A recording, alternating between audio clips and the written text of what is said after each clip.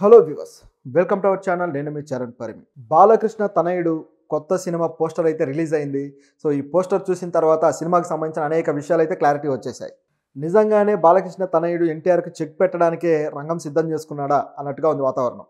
బాలకృష్ణ గారు దానికే ప్రిపేర్ చేసినట్టుగా ఉంది. ఎందుకంటే ఈ సినిమా పాన్ ఇండియా సినిమా. ఇప్పటిదాకా లాంచింగ్ హీరోలు ఎవరు కూడా పాన్ ఇండియా సినిమా చేయలేదు. ప్రభాస్ గారు కావచ్చు, పవన్ కళ్యాణ్ కావచ్చు, అంటే ఆ టైంలో పాన్ ఇండియా సినిమాలు లేవనుకోండి, మహేష్ బాబు వీళ్ళ టైంలో. అయితే రామ్ చరణ్ గారి సినిమా కావచ్చు, ఇట్లా వీళ్ళెవరూ కూడా పాన్ ఇండియా రేంజ్ ప్రాజెక్టులు అయితే చేయలేదు. కానీ ఆ టైంలో బిగ్గెస్ట్ సూపర్ స్టార్ డైరెక్టర్లు ఎవరైతే ఉన్నారో వాళ్ళతో మాత్రం సినిమాలు చేశారు. ఇప్పుడు ఇక చూసుకుంటే అంత బిగ్గెస్ట్ స్టార్ డైరెక్టర్ కాదు, కానీ ఒక పాన్ ఇండియా సినిమాలు తీయగలిగే డైరెక్టర్ అయితే దొరికాడు. సో ఆయన పట్టుకొని బాలకృష్ణ గారు ఇప్పుడు ప్లాన్ అయితే చేశారు. ఆ డైరెక్టర్ ఎవరంటే ప్రశాంత్ వర్మ గారు. ప్రశాంత్ వర్మ హనుమాన్ సినిమాతోటి ఒక మంచి తన కెరీర్లోనే బిగ్గెస్ట్ హిట్ అయితే కొట్టారు. ఆయన చాలా కాలంగా మంచి వెరైటీ సినిమాలు చేస్తూ వచ్చారు, కానీ ఆయనకు మంచి తన స్టాండర్డ్కి తగ్గ హిట్ అయితే పడలేదు. సో అది హనుమాన్ సినిమాతోటి పడింది. కానీ పోల్చి చూసుకుంటే మాత్రం నిజానికి ఆయన తీసిన మొదటి సినిమానే వీటన్నిటిలో చాలా బాగుంటుంది. సో మిగతా సినిమాలు కాస్త సూపర్ హీరో ప్రయోగం చేసినా సరే ఎందుకనో ఆ స్టాండర్డ్ పెద్దగా కనపడదు, బట్ హిట్ అయితే చాలా బాగా వచ్చింది. అయితే దీన్ని బేస్ చేసుకొని ఇక సూపర్ హీరో యూనివర్స్ అనేది ఆయన డిజైన్ చేసుకున్నాడు. ప్రశాంత్ వర్మ సినిమాటిక్ యూనివర్స్, దాంట్లో అన్నీ కూడా సూపర్ హీరో సినిమాల్లో తీయడానికే ప్లాన్ చేసుకున్నాడు. అది కూడా పురాణాలను బేస్ చేసుకొని తీయబోతున్నాడు. అందులో భాగంగా ఇప్పుడు వచ్చిన ఏదైతే హనుమాన్లో హనుమాన్ క్యారెక్టర్ ఉన్నట్టుగా మిగతా ఏవైతే సప్త చిరంజీవులు అనే వాదన ఏదైతే ఉందో మనకి, దాన్ని బేస్ చేసుకొని ఆ సప్త చిరంజీవుల పురాణాలని, ఆ పాత్రల్ని తీసుకొని వాటి బేస్ మీద కథలు తయారు చేసుకున్నాడు. ఆల్రెడీ కొన్ని సినిమాలు షూటింగ్లో ఉన్నాయి, కొన్ని సినిమాలు ఇంకా జరుగుతూ ఉన్నాయి, స్క్రిప్ట్ వర్క్ జరుగుతూ ఉంది. దాంట్లో భాగంగా ఇప్పుడు బాలకృష్ణ గారి తనయుడిని హీరోగా లాంచ్ చేస్తూ ప్రశాంత్ వర్మ గారు డైరెక్ట్ చేస్తున్నారు. అది కూడా సూపర్ హీరో ఫిలిం. సో అందువల్ల ఇది ఒక బిగ్గెస్ట్ పాన్ ఇండియా సినిమాగా రూపాంతరం చెందబోతుంది. అలాగే బాలకృష్ణ గారి తనయుడికి ఇది అద్భుతమైన లాంచింగ్ అని చెప్పొచ్చు.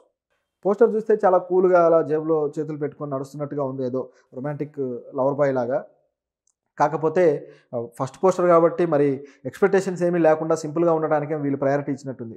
బహుశా ఇది సినిమాకి సంబంధించిన పోస్టర్ లాగా కాకుండా సినిమా అనౌన్స్మెంట్కి సంబంధించిన పోస్టర్ లాగా మాత్రమే చూడాలి.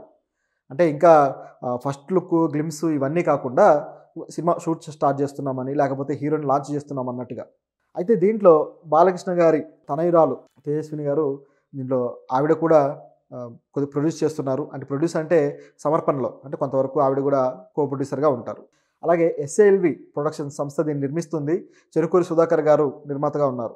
సో ఈ సినిమా హనుమాన్తో పోలిస్తే ఈ సినిమా ఇంకాస్త ఎక్కువ బడ్జెట్ పెడుతున్నట్టు కనిపిస్తుంది. ఎందుకంటే భారీ కాస్టింగ్ తోటి దీన్ని తీసుకురాబోతున్నారు. హనుమాన్కి అనుకున్న దానికన్నా చాలా ఎక్కువ బడ్జెట్ అయింది. దాన్ని ఎలా రికవర్ చేస్తారా అని భయపడినప్పుడు దాన్ని పాన్ ఇండియా ప్రాజెక్ట్గా అనౌన్స్ చేసి, దానికి అప్పటిదాకా చేసిన వర్క్లో కూడా ఇంకాస్త బెటర్మెంట్ క్రియేట్ చేసి మొత్తానికి పాన్ ఇండియా సినిమాగా రిలీజ్ చేసి హిట్ కొట్టారు. ఆ తర్వాత వెంటనే ప్రశాంత్ వర్మకి రణ్వీర్ సింగ్ నుంచి కూడా ఆఫర్ వచ్చింది. ఆయన కథ చెప్పి ఆ కథ ఓకే చేయించుకున్నాడు. అయితే సినిమా హిట్ అయిన తర్వాత ఎందుకో మరి డిస్కషన్స్లో ఆ ప్రాజెక్టు వర్కౌట్ అవ్వట్లేదు అని చెప్పేసి రణ్వీర్ సింగ్ డ్రాప్ అయ్యాడు. తర్వాత అఫీషియల్గా ఇద్దరు ప్రకటించారు, ఈ ప్రాజెక్టు ఇక ఉండదు, షెల్వ్ అయిపోయింది. అయితే మేము భవిష్యత్తులో మంచి ప్రాజెక్ట్ తోటి ముందుకు వస్తామని చెప్పేసి ప్రశాంత్ వర్మ, రణ్వీర్ సింగ్ ఇద్దరు సంయుక్తంగా చెప్పడం జరిగింది.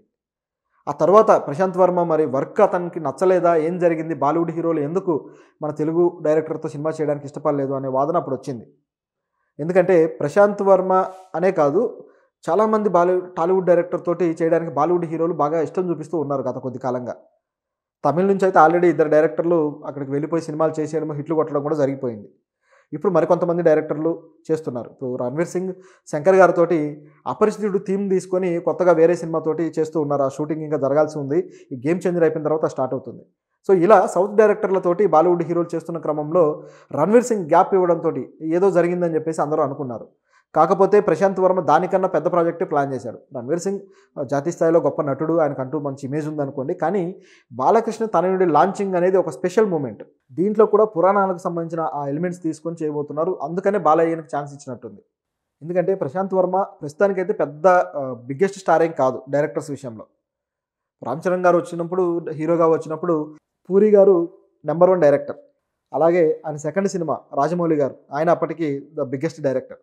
ఆ విధంగా సాగింది. కానీ ప్రశాంత్ వర్మ అంత బిగ్గెస్ట్ డైరెక్టర్ అయితే కాదు స్టార్డమ్ ప్రకారం. టేకింగ్, క్వాలిటీ ఇవన్నీ అద్భుతంగా ఉంటాయి. ఆయన విజన్ కూడా చాలా బాగుంటుంది అనుకోండి. కాకపోతే ప్రశాంత్ వర్మకి బాలయ్య గారికి ఉన్న అనుబంధం అన్స్టాపబుల్లో స్టార్ట్ అయింది. అన్‌స్టాపబుల్‌కి సంబంధించి చాలా ఎపిసోడ్లు ప్రశాంత్ వర్మ గారు డైరెక్ట్ చేశారు.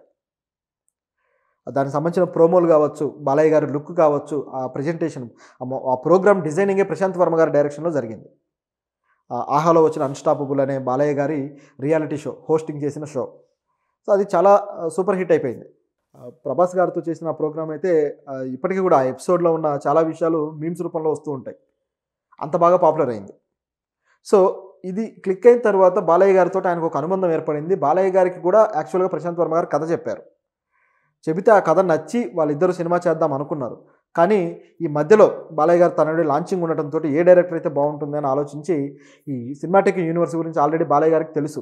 సో ఆటోమేటిక్‌గా వాళ్ళిద్దరికీ డిస్కషన్ రావడము, ఈ విధంగా ఆయన తనయుడిని ఇలాంటి యూనివర్స్‌లో లాంచ్ చేస్తే అదొక మంచి పాన్ ఇండియా సినిమా అవుతుంది. అదేవిధంగా ఒక మంచి పురాణాలకు సంబంధించిన విజువల్స్ కావచ్చు, ఒక ఎపిక్ డిజైన్ ఆ సినిమాకి ఇవ్వచ్చు అనే ఫీలింగ్ తోటి బాలయ్య గారు ఒప్పుకున్నారు. నిజం చెప్పాలంటే బాలయ్య గారు ఇదే తరహాలో లాంచ్ చేయాలనుకున్నారు. ఆయన తన ఆదిత్య 369 సీక్వెల్, ఆదిత్య 999 ఆ సినిమా కంటెంట్ చేసుకొని, సో దాన్ని ఒక మంచి డైరెక్టర్ తోటి తీయాలనేది, అంటే కొత్తగా చేయాలనేది ఆయన ప్లాన్. కాకపోతే అది ఇక పోస్ట్‌పోన్ అవుతూ వస్తుంది. దాంతోటి ఏం చేద్దామన్న ఆలోచనలో పడి చివరికి ఆ సినిమాతో లాంచ్ చేయాలి యాక్చువల్‌గా మోక్షజ్ఞ గారిని. ఎందుకంటే దాంట్లో మల్టిపుల్ క్యారెక్టర్స్, డబుల్ యాక్షన్‌లు, ట్రిపుల్ యాక్షన్‌లు చాలా ఉన్నాయి. దాంతో ఆయన లాంచ్ చేయాల్సింది, అది లేట్ అయిపోతుందని చెప్పేసి ఇప్పుడు ప్రశాంత్ వర్మను ముందుకు తీసుకొచ్చేసి ఆయనతోటి లాంచ్ చేస్తున్నారు. సో చూద్దాం, ఈ సినిమా మంచి బ్లాక్ బస్టర్ అవ్వాలని మనం ఆశిద్దాం. మంచి నటుడిగా మోక్షజ్ఞ గారు తనను తాను నిరూపించుకుంటే ఇక మళ్ళీ నందమూరి వంశానికి కొత్తగా మూడో తరం వారసుల్లో కొత్తగా ఒక లెగసీ మొదలైనట్టే. అయితే ఇప్పుడు ఆదిత్య 999 సినిమా టాపిక్ వచ్చింది కాబట్టి అది కూడా మాట్లాడాలి.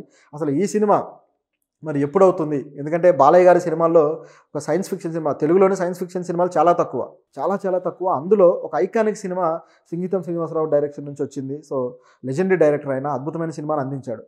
ఆ సినిమాకి సీక్వెల్ తీయాలని బాలయ్య గారు అలాగే డైరెక్టర్ గారు ఎప్పటి నుంచో ఆలోచించారు. చివరికి ఇక ఆ సినిమా అలా పోస్ట్‌పోన్ అవుతూ వచ్చింది. ఇప్పటికైతే కంటెంట్ తయారైంది. కానీ ఎందుకనో కొత్తగా వేరే డైరెక్టర్లతో వెళ్ళాలని చెప్పేసి బాలయ్య గారి ఆలోచన జరుగుతుంది. సో ఇలాంటి క్రమంలో దాదాపు ఇలాంటి ఫ్యూచరిస్టిక్ యాంగిల్ తోటి కల్కి లాంటి సినిమాలు కూడా ఇప్పుడు తెలుగులో వస్తున్నాయి సైంటిఫిక్ యాంగిల్లో. కాకపోతే సైన్స్ని, ఎపిక్ని రెండింటిని మిక్స్ చేసి అదొక రకం జానర్ని క్రియేట్ చేశాడు నాగశ్విన్. అది సైన్స్ ఫిక్షన్ అని చెప్పలేం, అలాగే ఫ్యాంటసీ అని చెప్పలేం. రెండింటికి కలిపి, అలాగని ఆ పౌరాణికం అని చెప్పలేం, అన్నీ కలిపి మిక్స్ చేసేసాడు. సో దాంతో అది ఏ రకం సినిమా అనేది ఇది లేకుండా ఒక విధంగా తయారైంది. సరే, అదొక జానర్ అనుకోవచ్చు, కావాలంటే కొత్తగా మనం పేరు పెట్టుకోవచ్చు. సో అదొక రకమైన జానర్. అయితే ఈ సినిమాకి వచ్చేసి పూర్తిగా సైన్స్ ఫిక్షన్. దీంట్లో హిస్టరీని కొంత మిక్స్ చేశారు గతంలో, శ్రీకృష్ణదేవరాయల పాత్ర ఇదంతా. సో అలాగే ఇప్పుడు కూడా అటువంటి హిస్టరీని మిక్స్ చేసి చేస్తున్నట్టుగా కనిపిస్తుంది. కాకపోతే ప్రశాంత్ వర్మని దీనికోసం చర్చలకు కూడా తీసుకొని మరి ప్రశాంత్ వర్మతో ముందుకెళ్లకుండా ఆగాడు బాలయ్య. ఒకవేళ తన తనయుడితోటి లాంచింగ్ అద్భుతంగా చేస్తే అప్పుడు ఈ సినిమా అవకాశం ఏమన్నా ఇస్తాడేమో, అలాంటి ఒప్పందం ఏమన్నా ఉందేమో చూడాలి. ఎందుకంటే ఇమీడియట్గా అంత పెద్ద స్టార్ హీరోని, మాస్ హీరోని డీల్ చేయడం అంటే ఆషామాషి వ్యవహారం కాదు. కాబట్టి ఆ మోక్షజ్ఞతోటి ఆ ట్రీట్మెంట్ని బట్టి డిసైడ్ అవుతాడేమో చూడాలి. బహుశా ఆ సినిమాలో బాలయ్య గారికి ఏమైనా గెస్ట్ రోల్ ఏమన్నా ఉందేమో కూడా గమనించాలి. ఎందుకంటే ఒక వామప్ లాగా